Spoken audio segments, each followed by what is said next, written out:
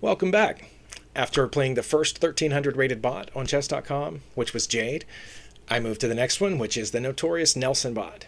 Oddly enough, he's called Junior on his profile page, but while I'm playing him, he's called Nelson. Not sure what that's about. I did find out the flag next to his name is the South African flag, and I've heard about Nelson before I got there. I've seen forum posts on various websites. I've seen YouTube videos talking about how to beat Nelson.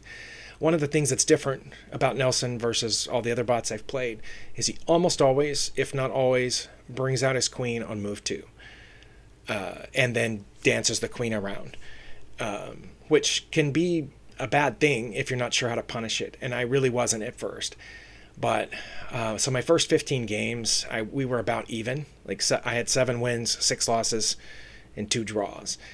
But on my last 10, as you can see on the screen, my record was 8-1-1.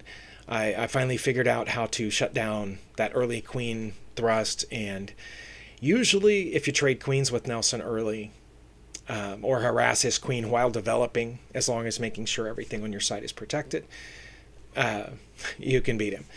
He depends on the queen. After you take the queen or some other major piece, he just begins usually to just blunder, or at least make mistakes that give you the advantage. Another difference between Nelson and the other bots is when I let the computer choose which color I would play, is Nelson would give me white like 4, 5, 6 times in a row, and then give me the black pieces 5 or 6 times in a row, rather than a seemingly random selection. But I'm going to crop this icon here, avatar, and then show you some highlights from my games versus Nelson. Let's see, where do I want to put that? Will it fit over here? You know what? Let's just put him right beside me. How about that? I'm going to shrink it just a little bit. Yeah, he can go right in there in my little thing. All right.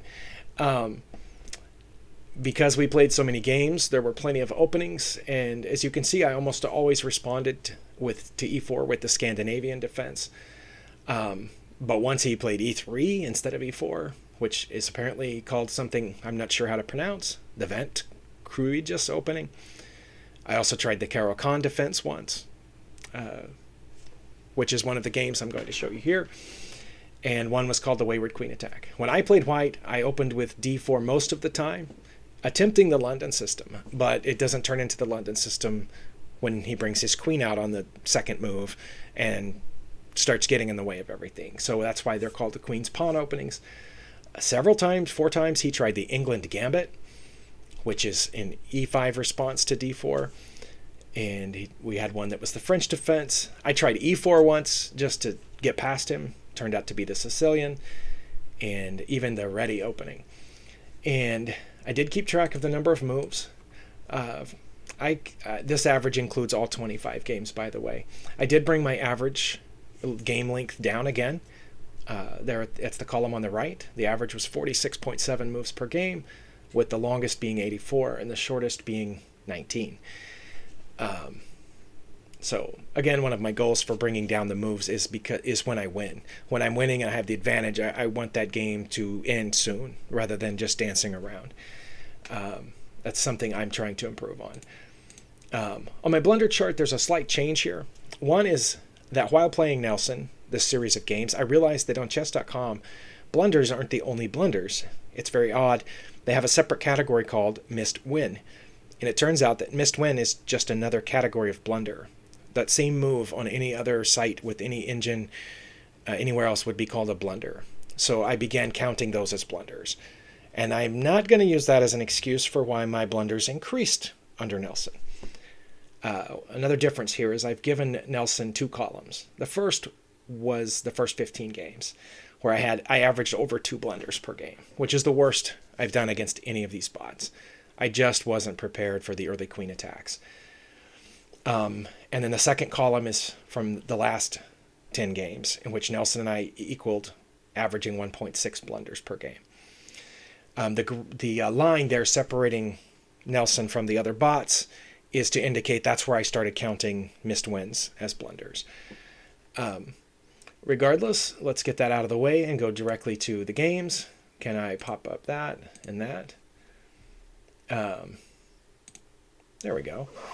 This game is one of the shorter games that we played. Not the shortest, but this is the one where I decided I'm not going to try the Scandinavian. I'm not going to try the Caro-Kann or something else. I'm just going to respond with e5, which I almost never do, but I know that he's going to bring his queen out on the second move, which he did. Now, in the past, I tried to threaten the queen this way or this way and always lost this pawn when I was a beginner. But now I've learned that's his idea here, is to threaten this pawn with check, so I know to bring out knight to c6 to protect that pawn, but also to develop a piece. Nelson does a nonsensical move on move 3. Perhaps it has a purpose later, but in this context it doesn't make sense. It allows me to bring out this knight to f6, which threatens both of those pieces, as well as developing a piece of my own. And he doesn't pick the best move to get away, He's threatening this pawn, hoping I will continue normal development. If I get the bishop out, he gets that pawn. However, I saw that this time. In the past, I have fallen for it. I decided to go ahead and continue going after his queen, which forces the queen to move again. This is the problem with an early queen attack, and I finally realized, protect your own stuff, but keep going after that queen. Then he can't develop his pieces. He can't develop his pawns. He just has to keep running with the queen. And he did. Now, this is, again, gives me access to this pawn, threatening the queen. So I get a pawn and threaten the queen. Now here, what I should have done is gain more center space. Not only this pawn move would have had 3 purposes, awesome purposes. It would have protected the knight. It would have opened lines for this bishop to get out at some point, and it would have taken more space in the center. But I just brought my knight back because I have learned to be careful with Nelson's queen. I would rather be careful than foolhardy, so I wasn't thinking about anything except that. Not sure what that was about. Here again, I probably should have just threatened the queen or gotten more space in the center, but I decided I'm going to castle here, and but once he does that, I've got to do something with the pawn, so I pushed it to threaten the queen. The queen goes back to where it came from. Now I definitely should be thinking about this, but again, I'm playing safely and carefully. So I castle, brings this bishop out. I decide to ask the other bishop a question. That bishop isn't really threatening anything right now. I'm asking this bishop, are you here to take my knight? Do you just like being too close to my personal space? And it went away. Now I should definitely play d5 here.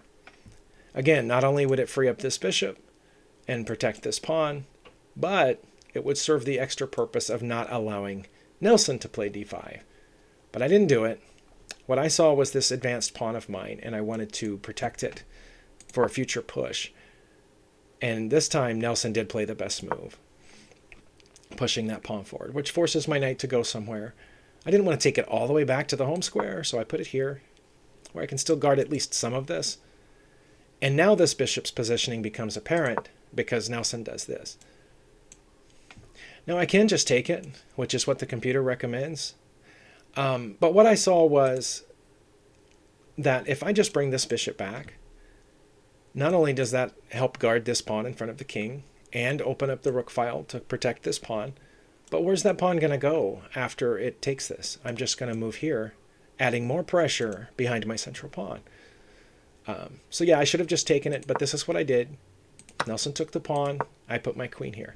Now I have a pretty strong battery with a pawn that's about to come in here and mess things up. Okay.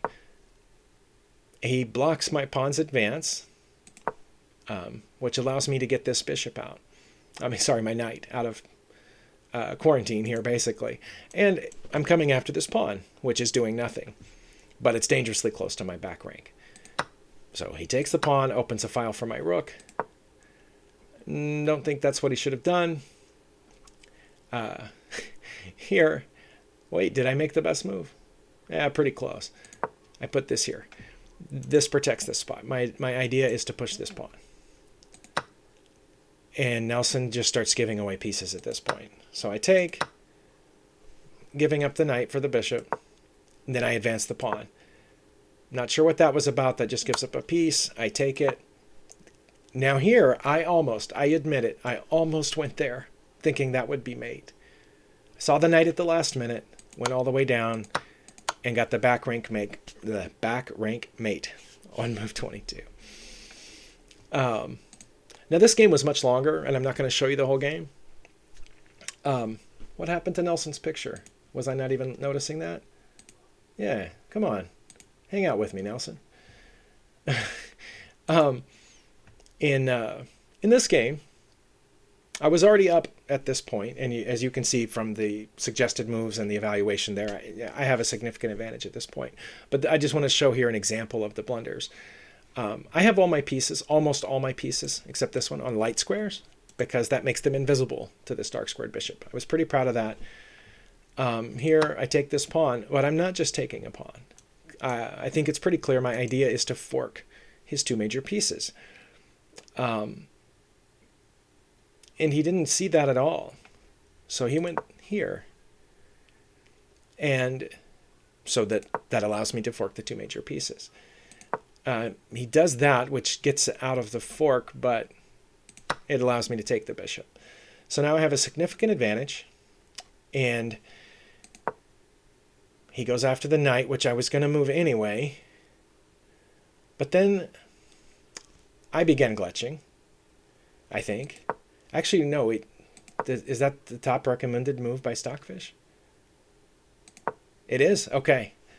I honestly at the time thought this was a mistake because it just gives away this knight. But the idea is I'm cutting off these squares. If he takes the knight, maybe I wasn't glitching. Maybe I actually saw this. Yeah, probably not.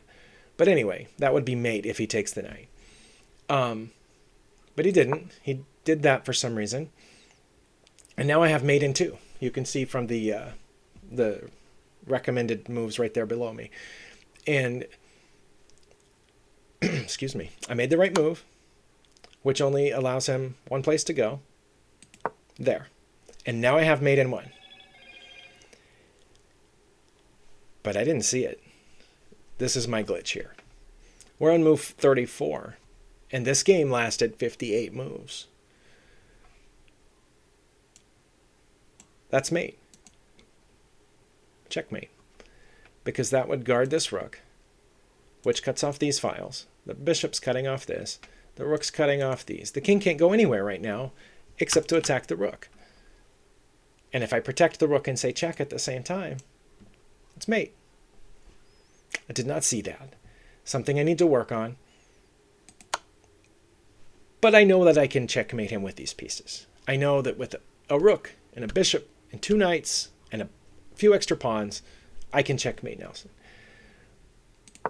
He goes here. We chase him around a little bit. But now you can see it's no longer mate and something. I don't have a forced mating sequence at this point. I'm way ahead, but so we dance around. At this point, I had decided to take his rook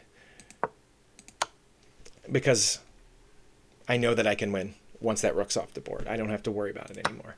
So that's what we did. We got the rook out of the way, and then I just started cleaning off his pawns and passing my own. And that's how we ended up winning this game.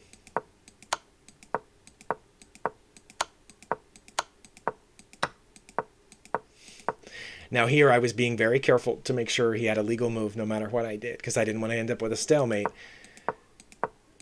So we did this. Yes, I missed mate in 1 and ended up having to do all of this to get the checkmate. So thank you for watching. I'm moving on to the next bot. If you haven't noticed already, I'm playing the Ven bot from Vietnam, and hopefully I will figure that one out before too long. Thanks for watching.